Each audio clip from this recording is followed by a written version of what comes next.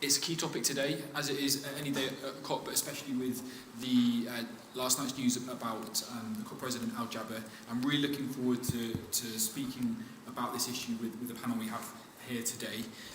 So my name's Patrick. I'm part of the Guardian's reporting team here at COP28. My main focus is on biodiversity. Now, I'm joined by a fantastic panel here for the next hour and a half, where we're really going to get into the specifics of this key issue on for the world's youngest continent. I'm joined by Dr. Oulie Keita, Executive Director of Greenpeace Africa, who is from Mali. I'm going to mention nationalities just because I think it's useful for the conversation to inform that. Lorraine Chiponda, Coordinator of the Don't Gas Africa campaign from Zimbabwe. We have Zaki Mamdoo, Coordinator of the Stop EACOP Coalition. EACOP stands for the East Africa Crude Oil Pipeline, for those who don't know. Kerstin, Opfer, Policy Advisor with Germanwatch. I think the organisation gives away your nationality there. And Kerstin has a focus on energy policy and civil society in Africa. And then joining us online, hopefully from the Democratic Republic of Congo, is Bantu Lukambo, who is General Director of Innovation for the Development and Protection of the Environment. Now, the way today's event is going to work is each panellist is going to have 3 minutes to present on their topic, on their theme, on this subject, and they will have the floor for that.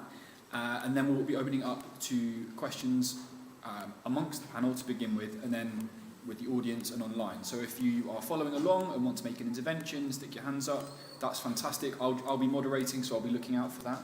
And yeah, so I think Ollie's going to go first, if that's all right. Should we do presentations from here? Yeah, welcome. Okay.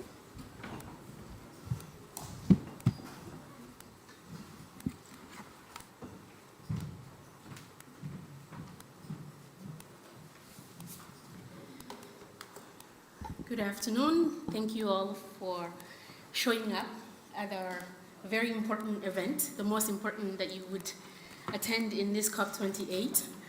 I'd like to start off by saying that the extraction of oil and gas in Africa is definitely not benefiting Africans, as we know.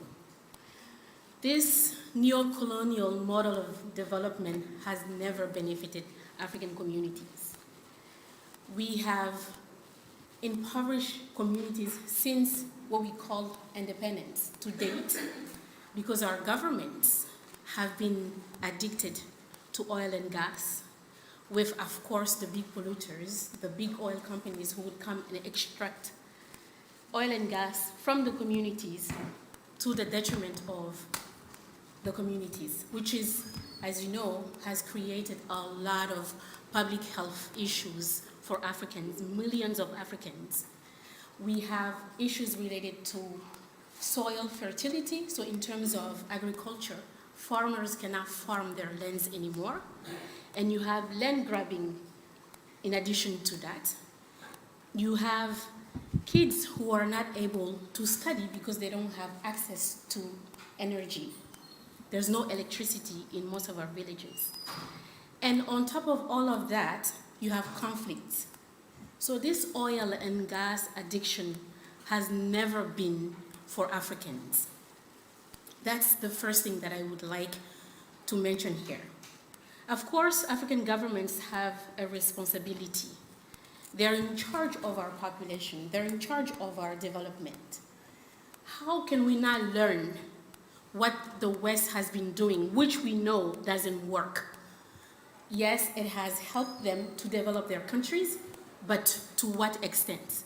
Now we have the 1.5 limit because of all the emissions that the West, the big emitters, are committing to the climate. And we Africans are paying the price of what is happening. And so our governments need to learn that this model of development doesn't work. We need to really phase out of fossil fuels and really leapfrog Africa into clean energy through renewable energy. It's a responsibility that they have towards their people. This is not about doing an agenda for the UN. This is not about pleasing big international or the international community in general. This is about the development, the survival of Africans on the continent. So our leaders are in office. We elect them to take care of us, the people. We did not bring them into being our leaders so that they can serve the big oil companies. We have to do away with that mentality. We are done with that. The fourth point I'd like to bring here is that Africa has potential. This is the youngest continent in terms of its youth demographic. 70% of our people are between the ages of 15 and 35. So this means not only these people are the future, but they're the present.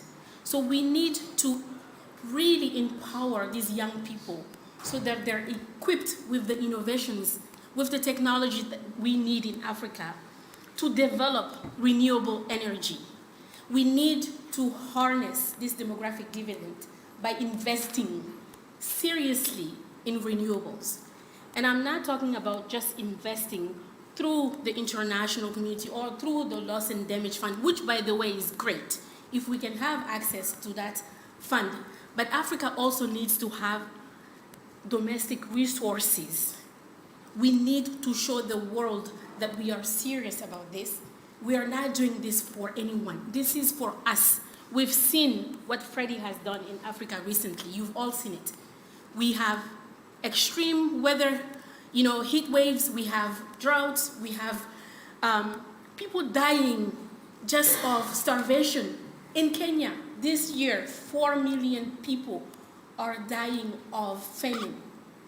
So it's not about the West. This is about Africa. This is about our survival. So we need to take this very seriously. The energy system in Africa needs to be decolonized. We have seen the impact of oil, big companies coming into the continent and extract for their own benefit. We've seen that that doesn't work for us as Africans. So what can we do in terms of governance? What can we do to decolonize the energy system? We can start by, first of all, not only investing in renewable, but we also need to be able to have an accountability framework. Because we go from COP to COP, we go from development financing. Every year you go to 10,000 meetings and there are pledges, there are promises, but how is that translating in the lives of the normal Africans? This is really, really important. Africa needs to really put its money where its mouth is. Yes, let's tap into international funding, but let's also look at national domestic resources. How are we going to empower our youth, our young people, so that these people have the know-how to really develop the systems for Africa? Because we cannot continue to rely on external to come and save Africa. We are not victims. We are also contributing to this global change. Although it's very small, but still, we're part of it. It's a global agenda. Let's make it a global solution for all of us. And I'm calling on all of our African governments and all stakeholders to really phase out. I know this is like foreign language when you say phase out in Africa because of the oil addiction that we have in our countries, but it's possible. You have countries that are leading the way, like Kenya. It's possible. We have the power of solar. We have the wind. We have, water. You have sun in my country 24 hours a day, 365 days. Why can't we invest in that? Let's do it. Let's show the world that Africa is leading in leapfrogging into renewable energies. Thank you.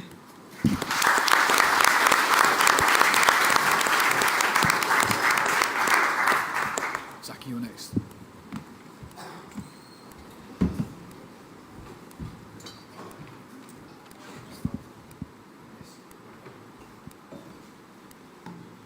Good afternoon, everyone.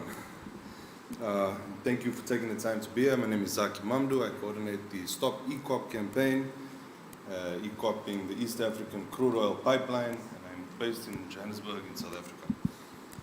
So the EACOP project provides us with a prime example of how new fossil fuel projects on the African continent, while touted by their proponents as some sort of developmental feat, serve to perpetuate the deliberate underdevelopment of Africa, and of course the destruction of our communities and our world at large.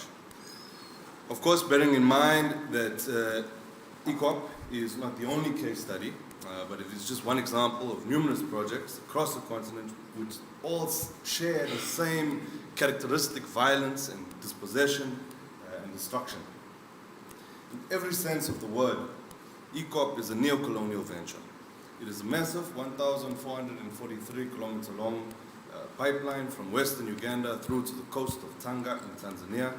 It seeks to allow for the exploitation of Uganda's oil blocks from two main oil drilling sites. The one is the Kingfisher site, which is situated on the shores of Lake Albert, and which is entirely owned and operated by the Chinese National Offshore Oil Corporation, or CNOC.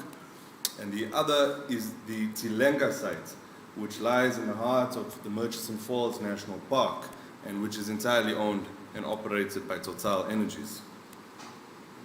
If this pipeline is built, it will be used to transport an unrefined crude oil through to the coast of Tanga, where it will be shipped overseas to serve the energy needs of nations abroad, while communities are left to shoulder the entirety of the social and the environmental costs. Not only that, but if it is built, it will open up for exploitation numerous oil blocks in the DRC and even in South Sudan, potentially locking the entire East African region into an incredibly narrow fossil fuel growth nexus for the foreseeable future. Even those who do qualify for what proponents of the project would say are benefits, and mostly jobs, which are promised, as they are with all of these types of developments. And those who do qualify for those jobs, most of them would be realized during the construction phase, meaning that people would work for incredibly short periods of time and would be paid at rates which equate to a form of modern-day wage slavery. They would earn enough to reproduce their labor for the next day, but certainly not enough to meaningfully transform and change their material conditions. Now, even before its construction, the EACOP project has been marred by numerous human rights violations, with community members, farmers, CSOs, land and human rights defenders, and social and climate justice activists being harassed, intimidated, brutalized, and arrested. As we sit here today, and as world leaders and policymakers gather in the comfort of boardrooms and conference venues, negotiating the future of our world itself, 7 Ugandan student activists sit in prison cells in Kampala. On the 24th of November, they took to the streets to peacefully petition the Ugandan government to hear the demands of communities and of young people who are calling for Total Energies' destructive East African crude oil pipeline project to be stopped. In response to the extreme harm that this project is set to cause to the natural world, but also in a show of resistance to the dispossession, the violence, and social and cultural unraveling that the project has already caused along its route into hundreds of communities. These brave student activists have come out to assert themselves as legitimate stakeholders in the developmental trajectory of their country, and that is their crime. EACOP is not an isolated case. Similar destruction and harm and repression can be found across the length and breadth of our continent, from the gas projects in Mozambique to mining operations in Madagascar, in South Africa, in Botswana, in Zimbabwe, in the DRC, the oil projects in Nigeria, gas in Senegal, etc., etc. Likewise, across the global south, and especially on the front lines, land and environmental defenders are being surveilled, harassed, intimidated, brutalized, imprisoned, and assassinated.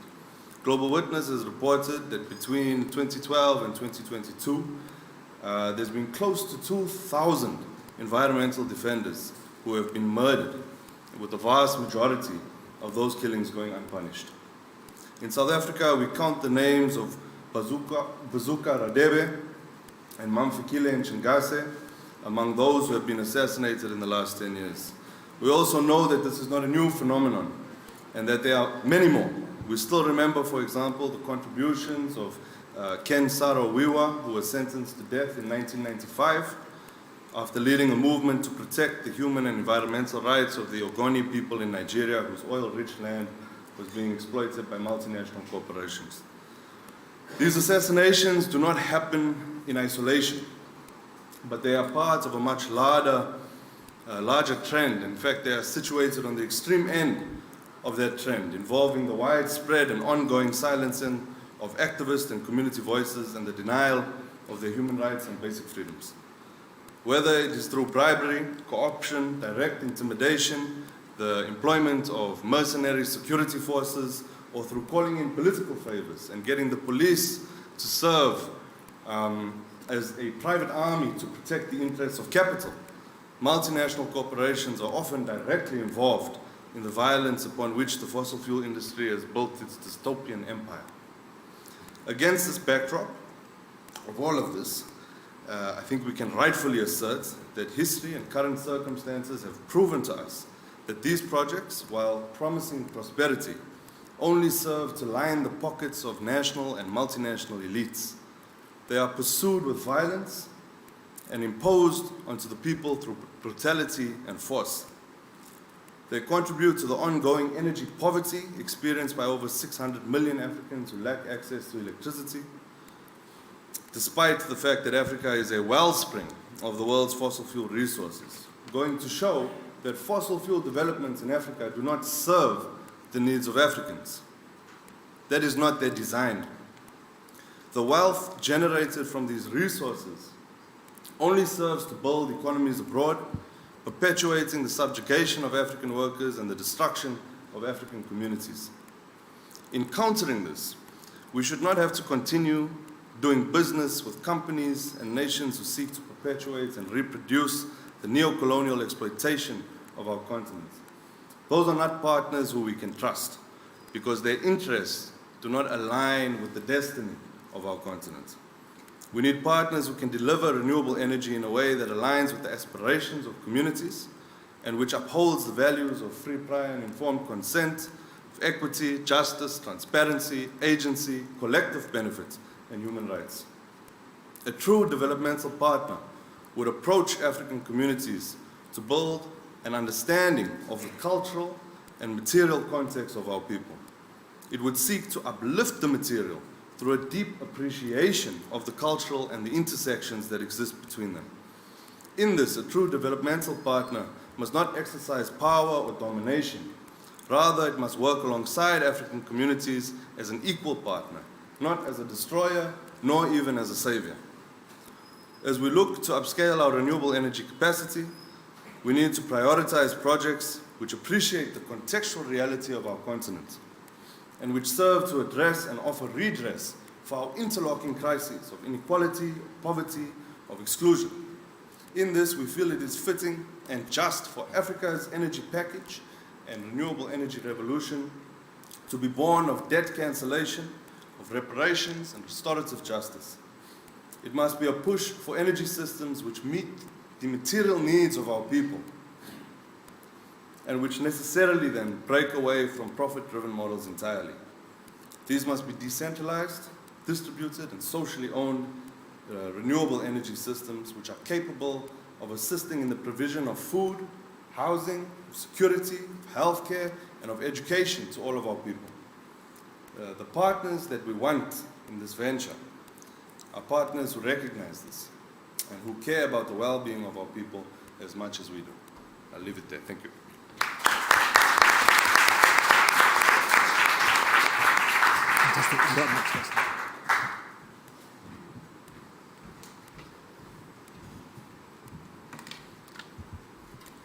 Hello everyone, and first and foremost, thank you so much for making me part of this prestigious panel. It's a really pleasure to speak and discuss with all of you. I want to start with some numbers. We heard impressive numbers previously, but I think these ones are also really important. Between 2013 and 2020, there were only 2% of global renewable investments made in Africa. 2%.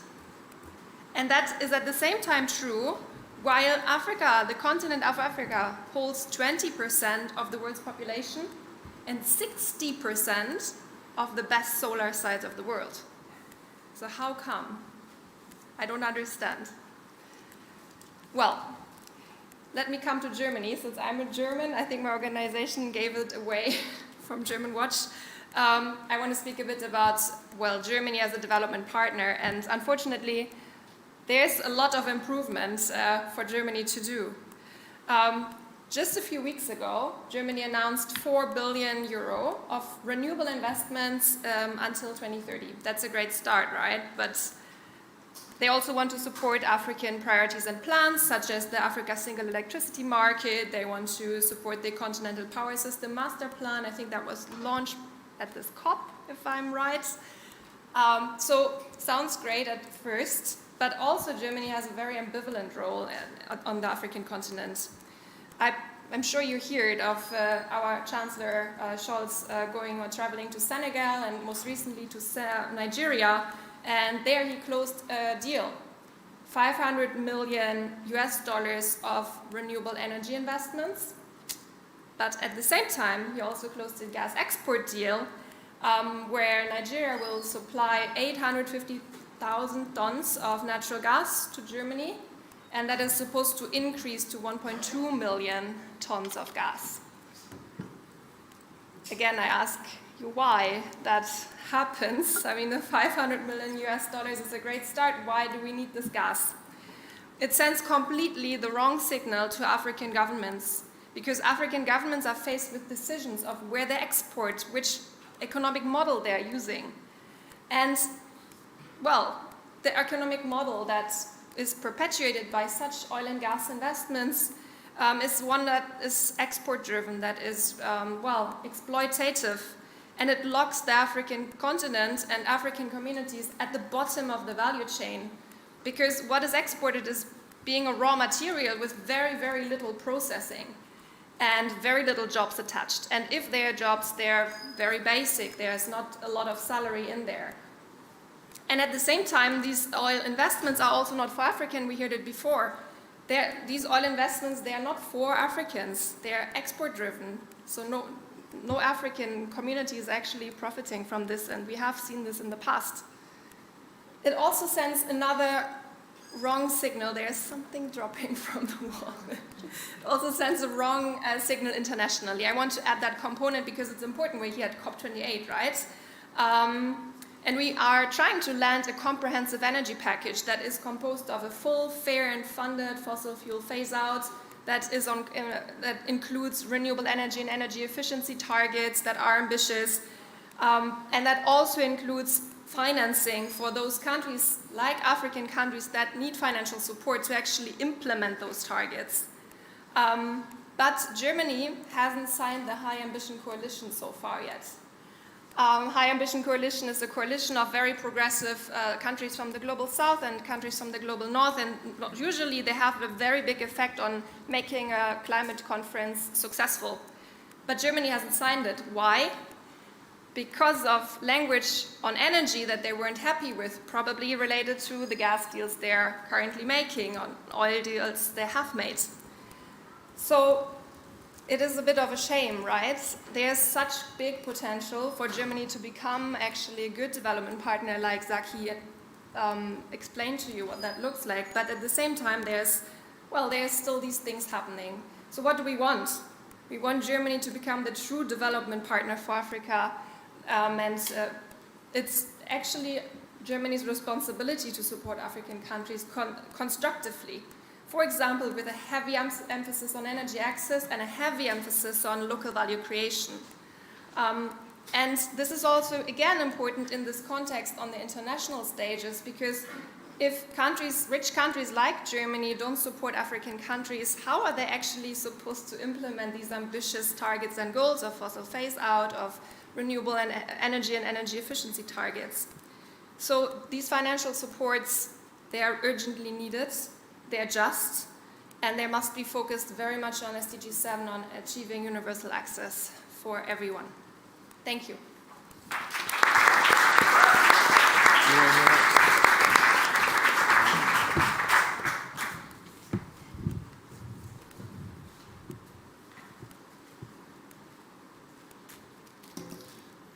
Thank you very much to previous speakers. My name is Lorraine Chiponda. In addition to co-facilitating the Don't Gas Africa campaign, I also co-facilitate the Africa Movement Building Space.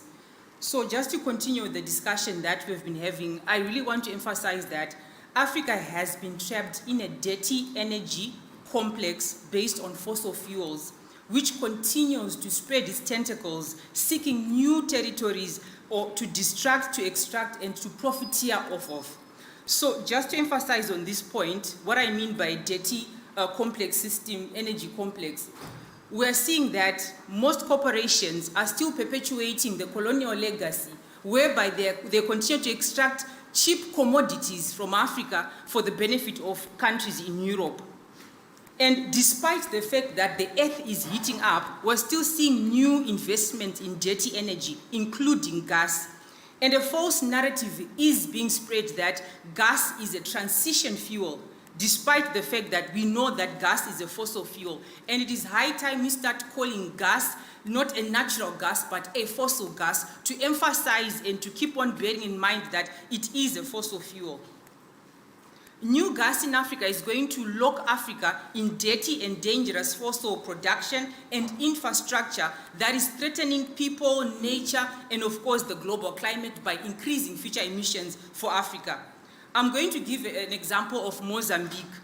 So as we all know that Mozambique did not have fossil gas extraction before. And because of the European crisis, we're now seeing major countries coming from Europe. I'll give an example of Italy, which visited Mozambique so that they can strike gas deals, especially using their company Eni. I'll also give another example of a French corporation that again visited Mozambique and actually laid out plans to continue to invest in gas in Mozambique. So what is happening in Mozambique is that new gas investments are resulting in externalization or extraction of people from their lands where they've always relied on to attain their livelihoods. Most of these, if you look at the map that is showing there, are in coastal areas, which means fisher community are affected. And when fisher community are affected, it affects the household nutrition level, it affects the household income level. And from Southern Africa, I know we've all tasted the Mozambican fish, and this is being threatened by extraction of gas in Mozambique. Local people and local alternative economy cannot benefit off of gas extraction. First of all, we don't have the skills to be working in these corporations. The corporations bring their own people. So we don't attain any benefit. Our alternative livelihoods don't attain any benefit by gas. And just to emphasize, we do not eat gas as well. And a major issue that has been talked about here is the issue of export. So the gas in Mozambique, despite the fact that where the gas extraction is happening in Cabo Delgado, much of the population does not have access to electricity. Millions of people in Mozambique do not have access to electricity. And access to electricity in rural areas is as low as 30%, which means that the gas project, it's not there to alleviate energy poverty in the areas. It's not there to allow people to attain livelihoods, but it is, like I said, for export. Again, bringing in that colonial relationship of energy exclusion, of energy apartheid, whereby people are excluded from the energy system. And also to emphasize another point that I had here is that Mozambique is not Europe's gas station. Africa is not Europe's gas station, and the extraction and export of gas should stop. Another issue I wanted to emphasize is the issue of climate disasters. Mozambique has been devastated by massive cyclones, by massive floods as a result of the climate crisis. And it is high time that we call fossil projects funders of climate disasters. And I'm urging in the future years that we call each cyclone in relation to a fossil corporation, so that we really emphasize that fossil corporations are funding disasters. They are perpetuating the climate crisis by continuously seeking new territories to burn fossil fuels.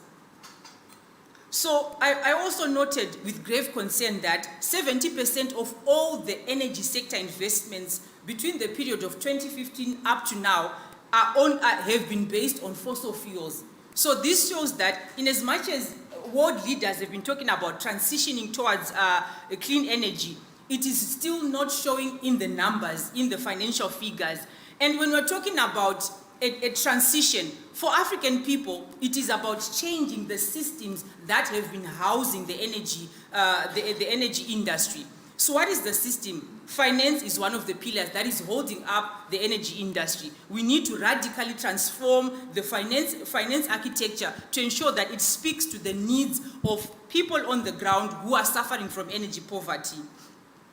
Another pillar is, again, the energy system itself. We need to transition towards renewable energy. We need to not to view energy as a commodity where corporations can profit off of. We need to see energy as a basic human right which everyone globally should have access to. And the issue of militarization, we all know the conflict that is happening in Mozambique. And despite the conflict that is happening, we're still seeing corporations still itching to come and extract gas in Mozambique instead of calling for peace, instead of calling for an end to the conflict in Mozambique. So again, I want to give a very sensitive example. When the Palma bombing happened in Mozambique, we saw 800 soldiers being deployed to the area, not to protect communities and women, but it was to protect the infrastructure, the gas infrastructure in the community. So again, where there are fossil corporations, government priorities change. They no longer align with people, but they want to align with fossil corporations that are, again, affecting communities. So again, the displacement of communities from their lands, from the sources of their livelihoods, increases vulnerability of the same communities. Therefore, gas is not compatible with our livelihoods. Gas is not compatible, and we are demanding that corporations and fossil corporations especially stay away from our oceans, stay away from our lands, stay away from our soils, and that gas is not a transition fuel. Thank you very much.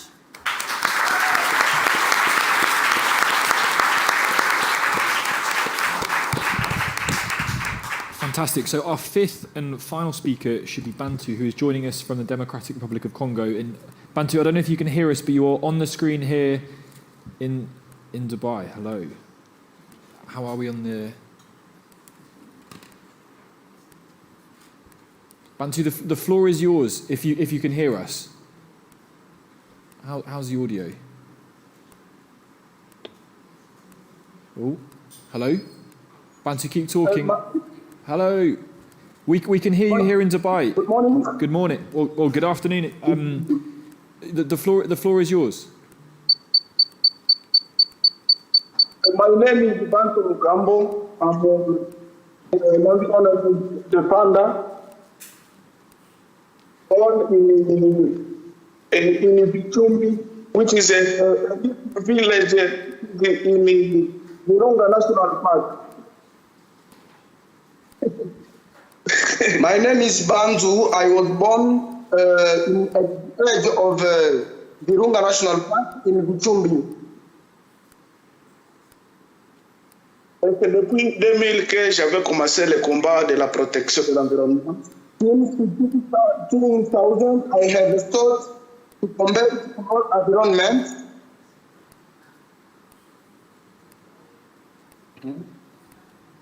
Et ici récemment, comme vous le savez, le gouvernement a lancé le projet de la vente aux acheteurs de 27 blocs pétroliers et 3 gaziers. Recently, the government lies on the economic control of vent in our country.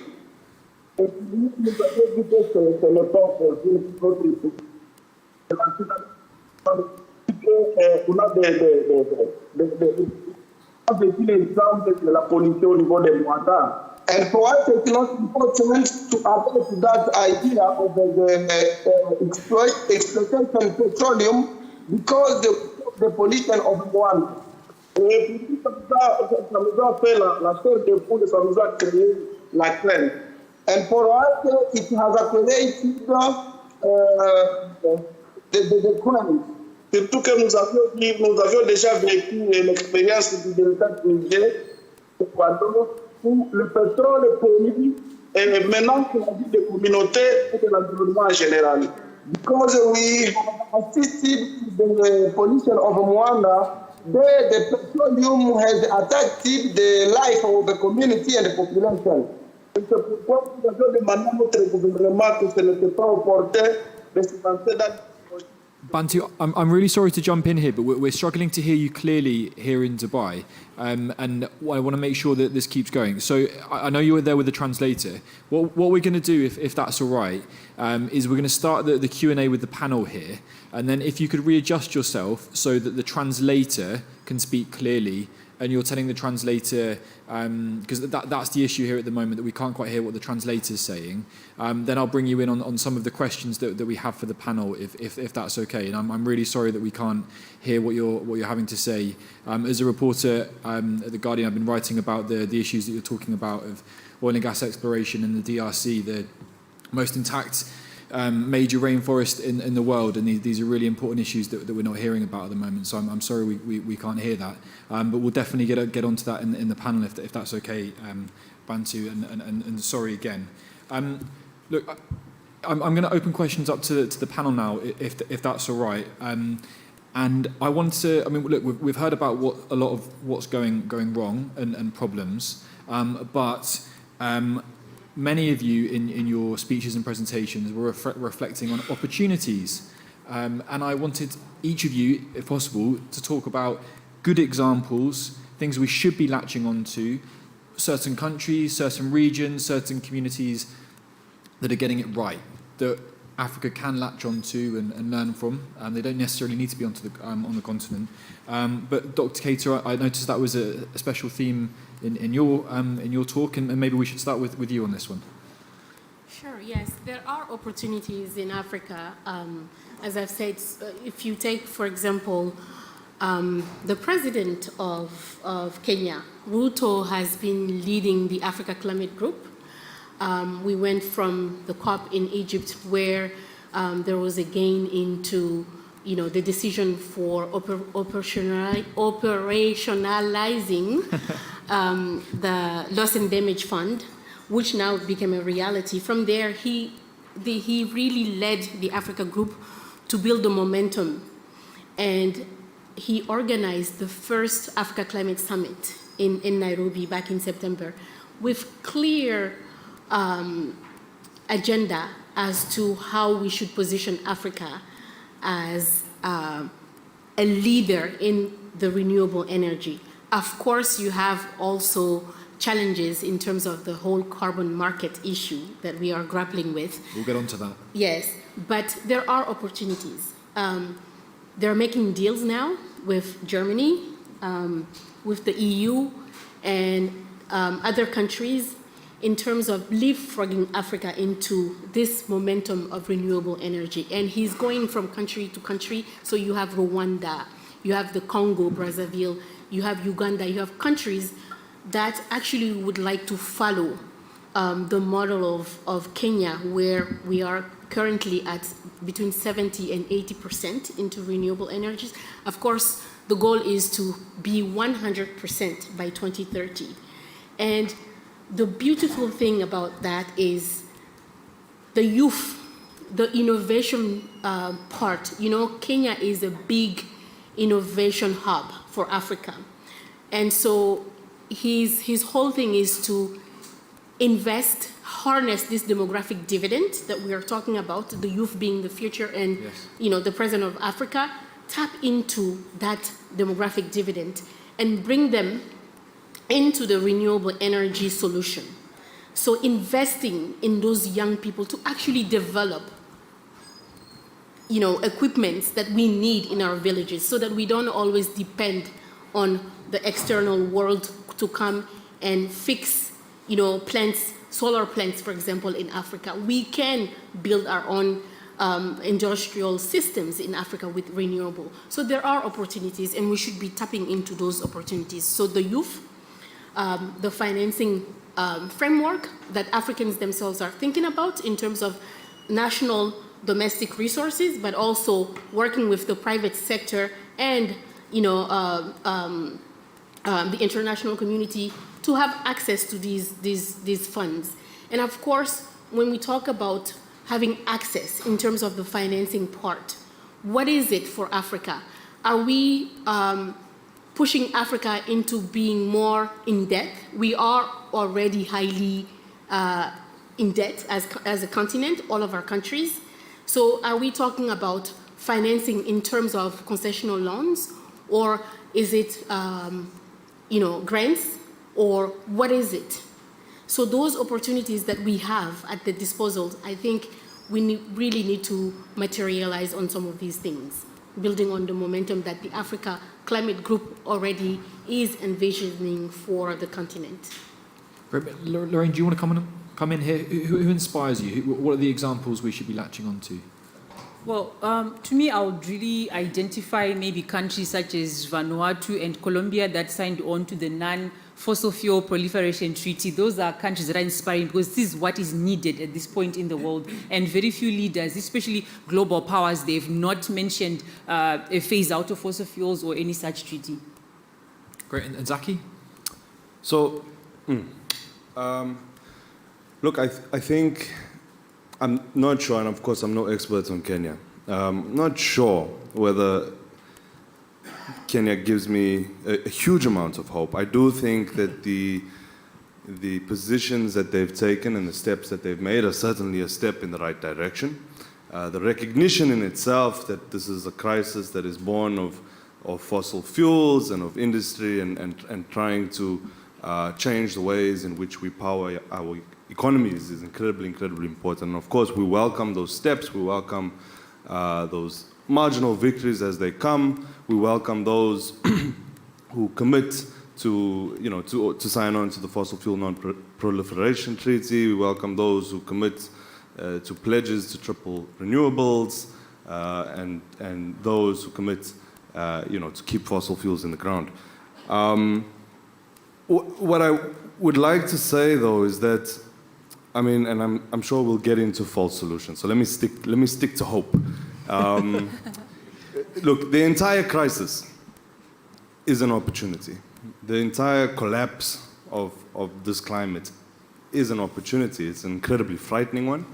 But on the African continent, it's an opportunity to finally address all of our other crises. It's an opportunity to change the ways in which our societies function, operate, the ways in which they are structured, to make sure that we can address the issues of homelessness, of joblessness, of hunger, of inequality, poverty, exclusion.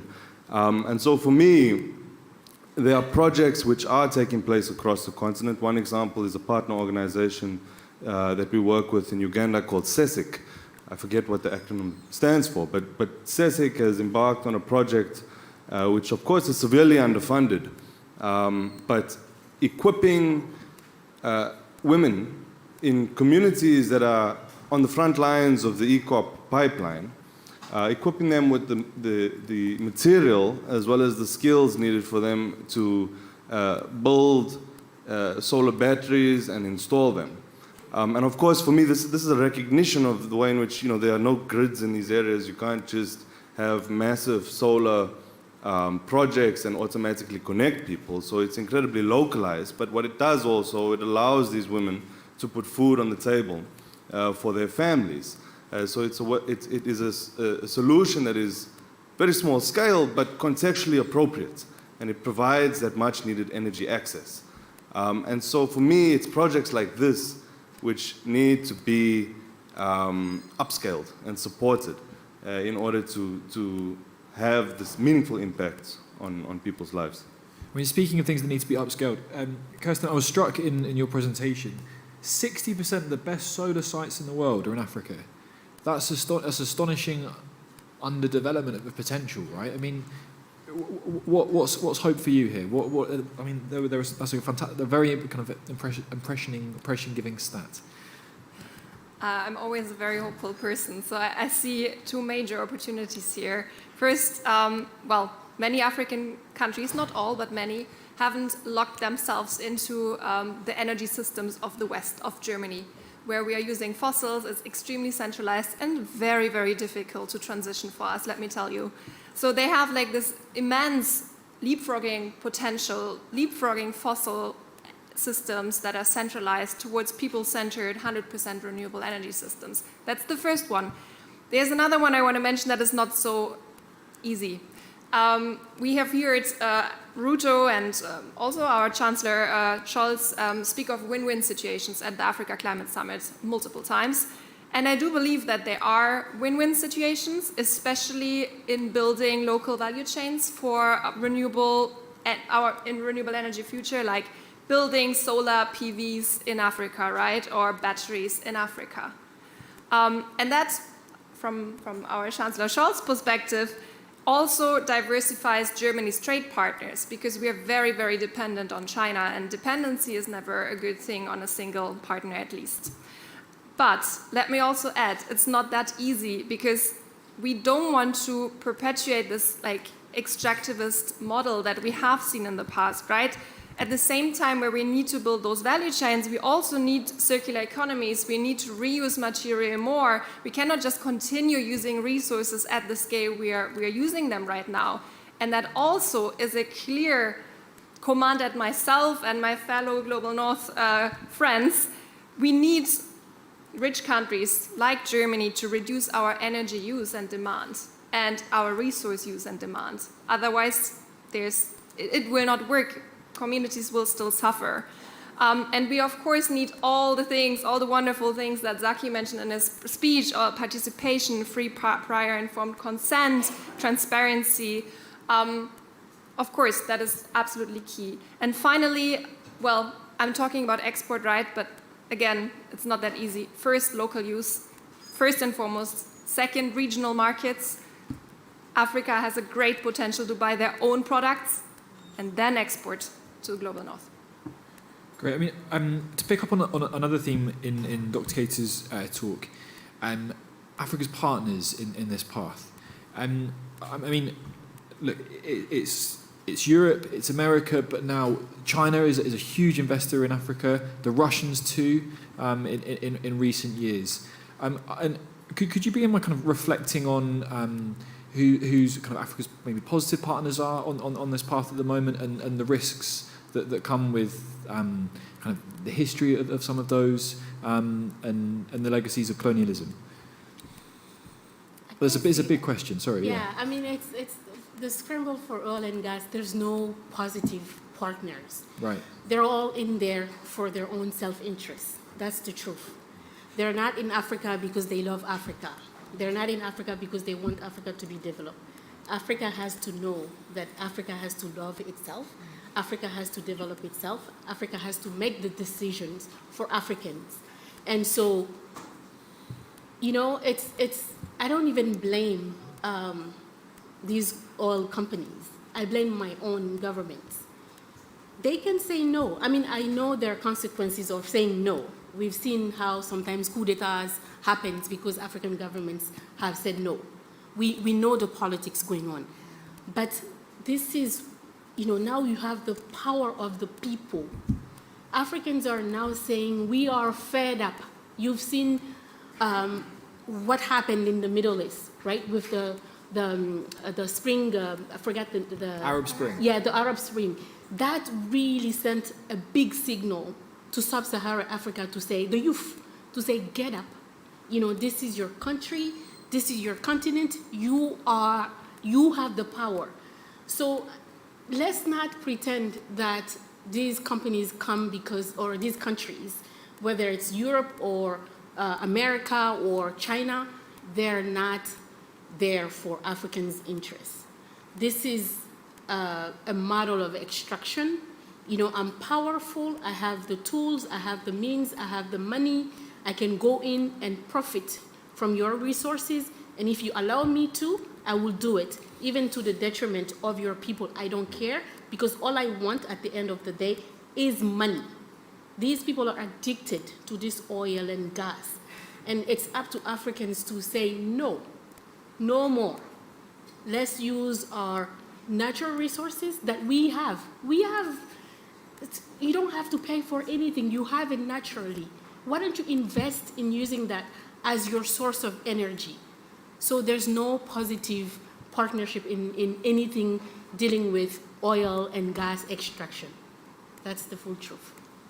Zaki, I mean, coming in here, surely, I mean, look, the technologies that Africa is going to need for this transition are around the world and in Africa too, right? No country or continent can do anything in isolation, right?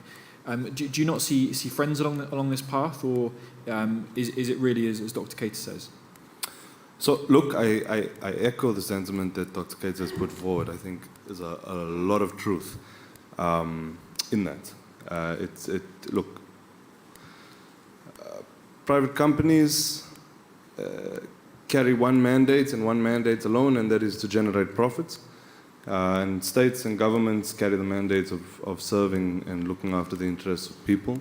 And so I completely agree on that point as well, that we are angry with our states, we're angry with our leaders because they have become beholden to the interests of capital as opposed to truly representing the interests of the people, which is their sole mandate. On the question of friends, we have ideas that we've spoken through a bit around what we want friends and developmental partners to look like. Dr. Keita is entirely correct. There are no friends when it comes to oil and gas extraction, because those projects are not projects which are ever initiated by friends, because of the damage and harm that they bring. We could have friends. There could be nation states and partners who could genuinely, partner with the continent and with countries across the continent. We have a specific interest in China in the Stop EACOP campaign because of their direct involvement of various Chinese state-owned institutions and financial actors in the East African crude oil pipeline project. And we do think, even though, of course, we are rightfully and incredibly upset with them, because of not just EACOP, but numerous other projects, from the Hwange coal projects in Zimbabwe, the mining-related activities in Madagascar, the Musina-Makado Special Economic Zone in South Africa, all incredibly destructive and harmful projects. But we do think that their rise as a global superpower is something that could potentially be positive. Potentially, it is not in its current form. But of course, we recognize that China, for example, does not. The damage and harm that has been caused through the colonial period and its legacy, and the corporations and states who continue to wage a war of imperialism onto the continent, is far greater than harm that has been caused to this point by emerging superpowers. And so we think in that, and we'd like to send out this message, that if they stop and completely change the way in which they operate on the continent, and be true to their own self-characterization, because they characterize themselves as anti-imperial, while of course being an imperial force in many ways. But and they characterize themselves as being decolonial, and anti-hegemony and being a friend. But if they are true and can prove themselves to be true to that self-characterization, then there lies a potential friend in that and a developmental partner. We'd also like to see nations across the global south collaborating in a much more robust and stronger way with each other. And I think in the shared experience and history, there is a a commonality that can be drawn out and allow for true partnership and development that is in the interest of the people. Lorraine, did you want to come in on this point? Well, I just wanted to emphasize that as long as we're still depending on a failing system based on greed, excessive profiteering, overconsumption, I don't think there can ever be positive relationships because everyone is looking out for themselves.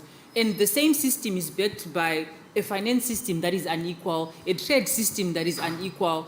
It's based on, imposing debt on African countries. So as long as this is not corrected, the financial system, the global architecture, the trade, and also issues with debt, then we can really not talk about meaningful relationships. We have to address the basics and the principles first.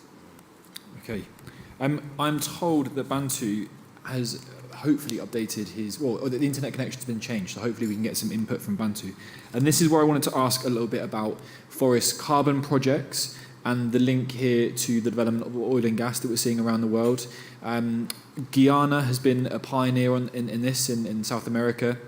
We've seen huge developments by Exxon along with forest carbon credits, and that is, from kind of my perspective as a reporter, definitely spilling over across Africa, across the world, but Africa is a bit kind of particular focus for this. And there's no better place to start really than the Democratic Republic of Congo, that is auctioning huge amounts of oil and gas licenses across the Congo Basin rainforest. And Bantu, can I ask you to come on this point if you can hear us on the risks of that to Virunga, one of the most important and precious places in the world, really. And yeah, it would be great to finally hear your perspective.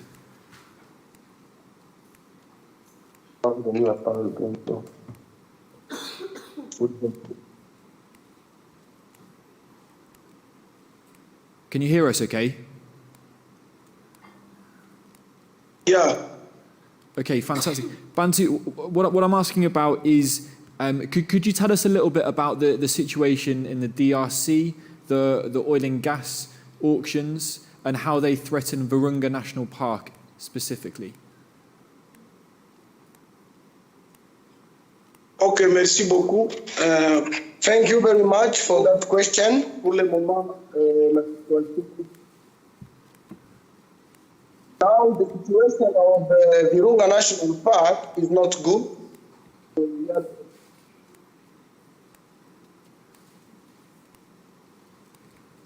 Assurer la sécurité, c'est là souci dans le...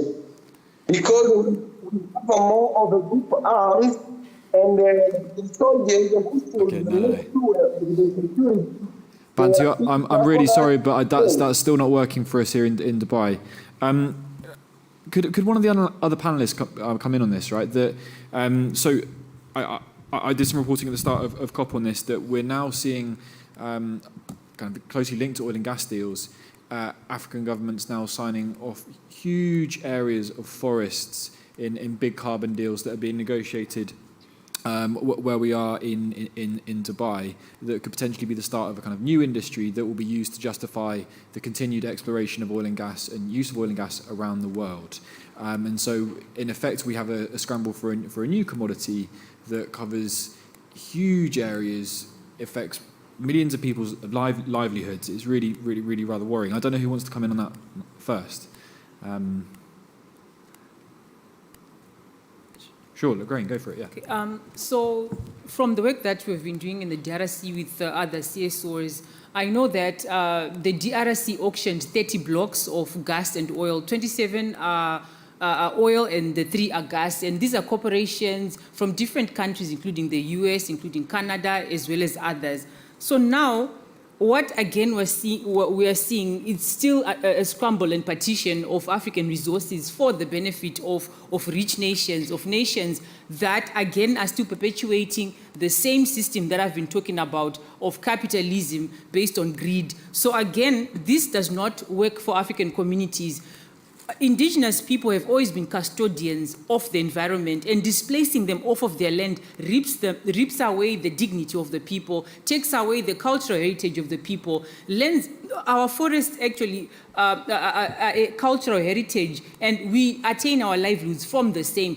And despite all that, they also act as a carbon sink, if I should say. So if we even attempt to destroy the forest in the DRC, it means we are creating a massive carbon bomb which will have no cushion to absorb that. So that is a very dangerous path that we are embarking on. That does not work for people at a local level and also for Africa as a whole. Zaki, do you want to come in? Or Dr. Keita, you've been talking, we're trying to talk about false solutions a couple of times, but I don't know if that's, Yeah, it's when we went to the Africa Climate Summit, John Kerry came and said we need to invest billions of US dollars into the carbon markets. Of course, that did not sit in well with Greenpeace Africa, because we are dealing with this oil block issue in the DRC. We have an office in the DRC, and we are currently trying to think about how do we actually revamp our campaigns in the DRC, but in the whole Congo Basin, because it's a priority for Africa to really protect the Congo Basin. This is the major rainforest after the Amazon. It's the second largest one. So for Africa, this is a gold mine or a diamond mine for us, for our survival. So Greenpeace Africa is really, from next year, we are really going to see how do we use the power of the people with all the insecurity issues that we have in the country. Even doing, campaigns or NVDA and things like that is very challenging for our office in the DRC. So next year, we are going to be revamping our ways of campaigning so that we are actually addressing governments. I've started it here. I spent 2 days going around the Congo Basin ministers. Yesterday, we had a big meeting with the Congo Basin. They actually invited me after the audience to see, they see Greenpeace as the enemy of the state. And I had to really have an honest conversation with the minister to say, we are not your enemy. We are doing this for our communities. We want the same thing that you pretend to also want. Because you're here, you're telling the world that you want to invest in renewable energy, right? We want the same thing. So if we want the same thing, how are you saying one thing and going and giving all these lands to these big oil companies at the detriment of the communities? That's what it's all about. It's not about pinpointing, it's not about naming and shaming any government officials in the DRC or in Cameroon, in Gabon, or any of the Congo Basin countries. It's about protecting the livelihoods of our communities. That's all we are trying to do. So definitely next year I'll be going to the Congo Basin, the countries, DRC, Cameroon, and the whole Congo Basin. And we are going to see, as Greenpeace Africa, how do we revamp our campaigns so that we are actually doing things to help the communities in need, despite all the security issues going on. Zaki, this could be an opportunity for many African states, right? With big forests, they could earn billions. You're not impressed? No, I'm not impressed. Yeah, look, I think Lorraine and Dr. Keita have put it, have articulated the issue well. It is not something that stands to benefit ordinary people in any way. It is not something that stands to benefit the entire globe. It is the removal of those vital ecosystems that we need, to cushion the impacts of the climate crisis, which is not coming, we're in it. And so we cannot be removing our safety net while we're falling because we will hit the ground.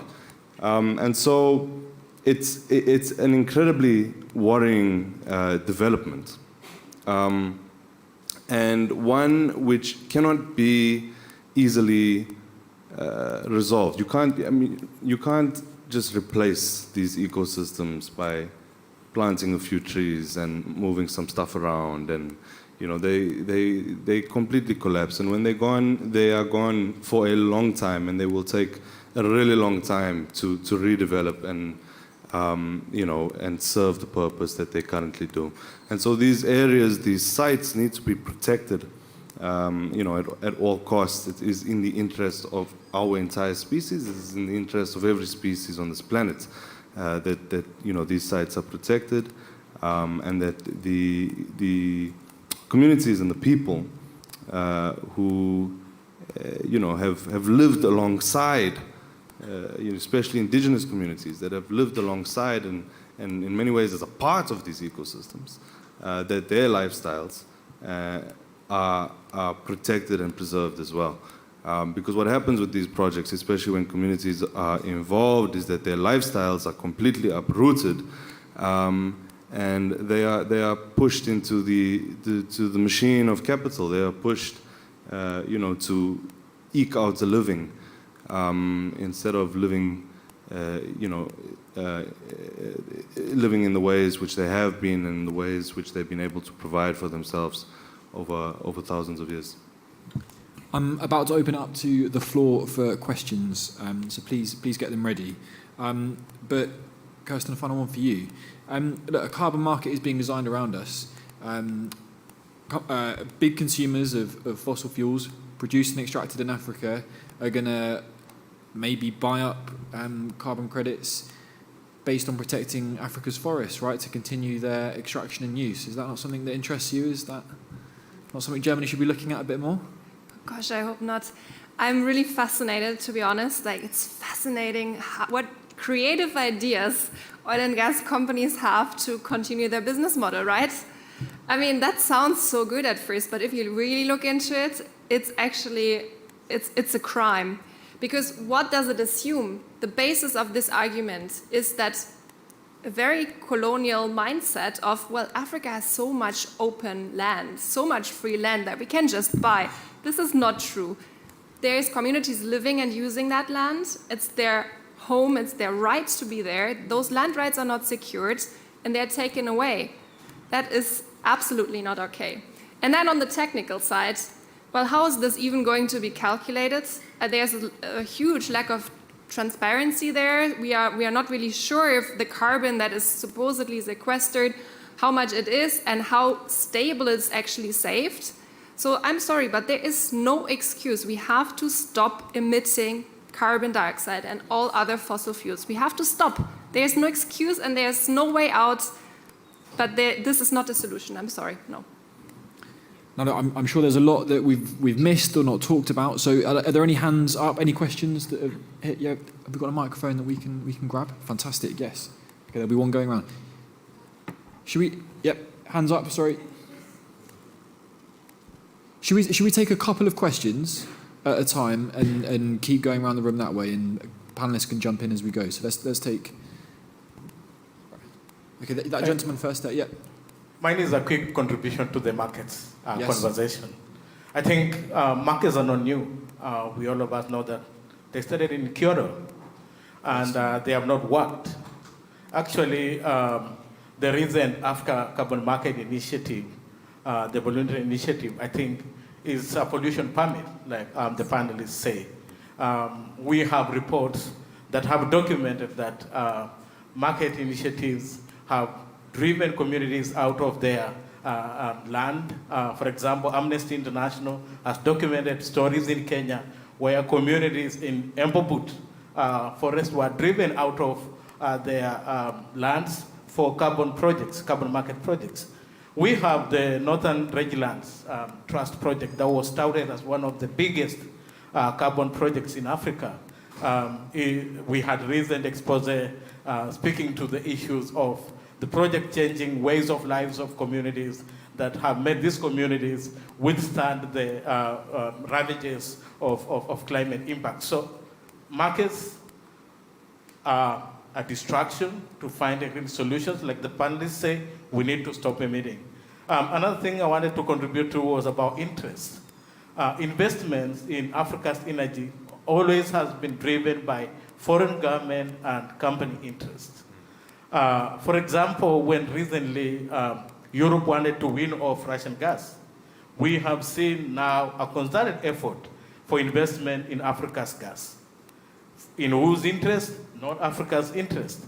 But recently, Africa has found its interest.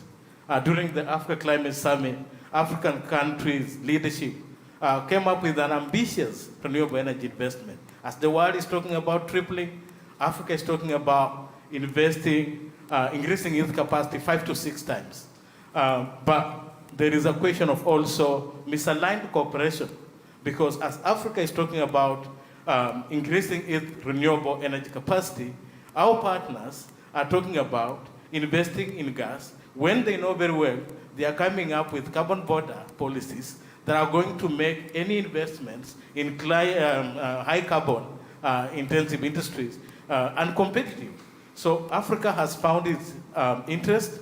It wants to increase renewable energy from 56 gigawatts to 300 gigawatts by 2030. It is saying that we will need $600 billion to be able to do this. The last decade has only seen $60 billion going into Africa's renewable. We need to help Africa achieve this ambition by increasing investments tenfold in Africa's renewables. So, sorry, before can you say who you are and where you're from and your organisation, and can others do when they get the microphone in the future? Yeah, my name is Amos Wemanya. I work with Power Shift Africa. We are part of the Africa Climate Movement of Movements that is coordinated by Lorraine. Fantastic. Thank you for your contribution. Yes. Hi, my name is Jasmine Qureshi. I'm from Global Witness, and I wanted to thank the panel very much for your presentations, especially Zaki, who assisted us to put together a report that we launched today on how Total Energy is implicated in repression of land and environmental defenders in East Africa. We've seen how the climate affair in both Uganda and Tanzania is stopping civil society and communities from challenging the construction of EACOP. My question is whether you could speak a bit more about the campaign of intimidation and criminalization against climate activists and civil society organizations that stand up against development projects like the pipeline. Great question. Zaki, do you want to go first? Sure. Yeah.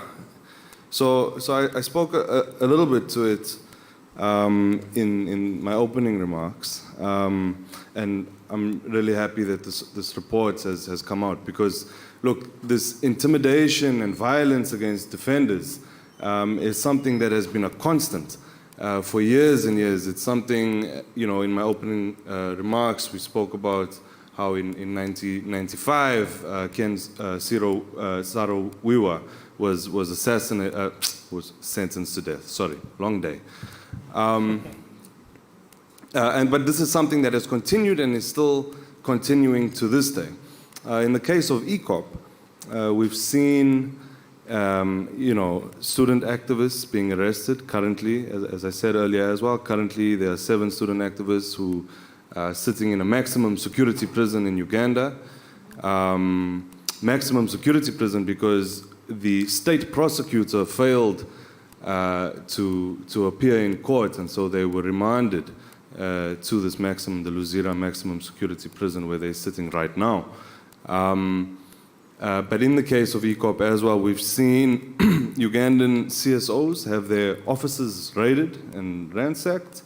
We've seen communities face very direct forms of intimidation and been threatened with violence, but also threatened and coerced into signing deals that facilitate the dispossession of their lands, coerced with threats of also being left out.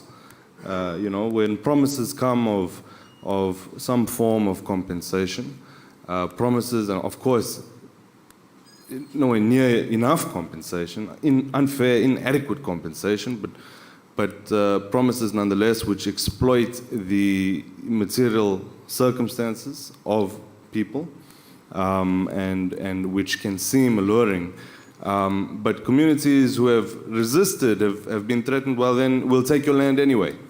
If you don't sign this deal, you'll get nothing. Those who live around you will at least get something. You'll get absolutely nothing. And so these testimonies have come out, and it's not just in relation to EACOP, it's all across the continent, all across the global south. I spoke, at least mentioned the name of Mamfikile and Chingase earlier on. And Mamfikile is from a community in South Africa. She was resisting the extension of the Tendele coal mine.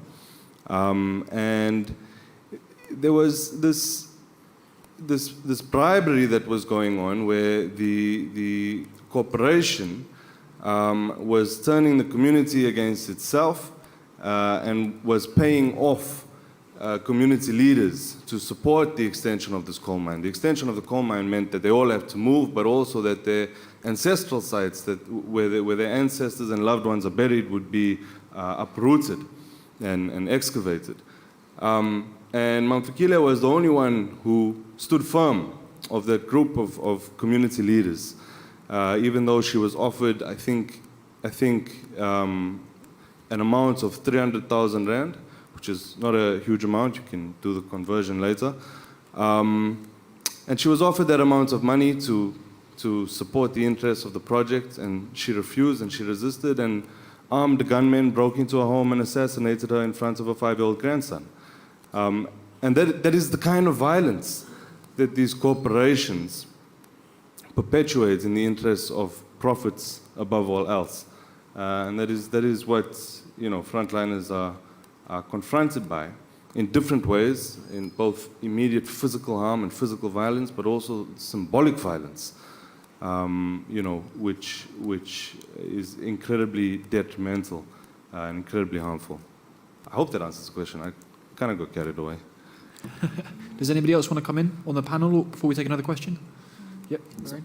I also wanted to mention how also corporations collude with our governments in terms of human rights diligence by giving an example of Total Energies, which carried out their human rights due diligence assessment for Mozambique. Given that there's very little democratic space in Mozambique, given the rights issues that are in Mozambique, how does a corporation come up with an assessment and approve that there won't be any human rights implications? So again, we're appealing to CSOs in the Europe that when such reports come out, liaise with African CSOs and CSOs in the countries and call them out for operating in countries where there's very little democratic space to resist, to participate, or to be involved in the decision-making processes of such projects. Great. So you have a question? Yep. Hi, Chris Wilkie with Waterkeeper Alliance. We're an international NGO with member programs around the world, and I'm working with 2 of our waterkeepers in Senegal that are facing offshore oil and gas. As of COP28, Senegal is not an oil-producing country, and by COP29, they will be. It's going into production next year. The drilling is occurring now, but they're not in production. I'm just wondering, as a question for all of you, and I would love to coordinate, I've met some of you already, what do we think the weaknesses are? We've talked about the intimidation, we've talked about the hardship, we've talked about the destruction, but what are the weaknesses of the fossil fuel companies? What can we do to block a nascent project that is moving fast but is not yet entrenched? Where are they vulnerable? Where are the banks, insurance companies, things like that? Dr. Keita, we mentioned this yesterday, didn't we? Can we start with you? Yeah. They actually have their weaknesses. So Senegal. Let's take the case of Senegal. Senegal, the power of the people, the Senegalese communities in the Qatar region where they have this big fish and oil farm that is exploited by a big corporation where Senegalese fishermen do not have access to fish, which is really creating a lot of issues in the communities because the men who go to see fish and then bring the fish for their food consumption, but also the women use that as income generating activity. So now, because of that activity, they don't have any livelihood. The power of the people, they actually got together as a big coalition, all of the different fishermen communities in that region, and went to the government. They went to parliament. They did a lot of PR, and they actually were able to stop the issuing of the license. They canceled the license. So the weakness of these companies are the people. People have to really organize themselves, come together as coalition, because if you're doing your own thing in your own little community, you won't have much impact. But if you come together as a force, the government will have to listen to you, especially that we are going to elections in Senegal. This is the time where politicians start to listen to organizations like Greenpeace, because now you have voters that you can influence, right? So they listen to you. Macky Sall, when he was doing his campaign, before he became president, he actually signed a petition with Greenpeace to say, if I become president, I will definitely go into renewable energy, I will help Greenpeace, I will make Senegal a green country. So when he became president, Greenpeace in Senegal actually went back and said, you remember this promise? So the power of the people is the weakness of these companies, and we can tap into that. Anyone else? Yes, I think the people is a really important point. And there's another way that people can organize and actually attack those companies, which are court cases, legal cases. I mean, Germanwatch supports its own court case against our biggest German company, RWE. But actually, I would like to bring an African case that I can't talk to you about much. But I don't know if you know about Lamu coal mine. And you can come in here, or Amos, my colleague from the audience, could come in. But I think that is a really, really powerful example of what communities can do. Fantastic. Right, are there any questions from this side of the room? Yes. Yes.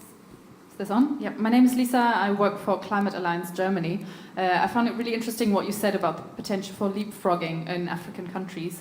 A few months ago, JETP, Just Energy Transition Partnership, was announced between Senegal and a couple of G7 countries with the aim of boosting the share of renewable energy in the Senegalese power mix with funding from the G7.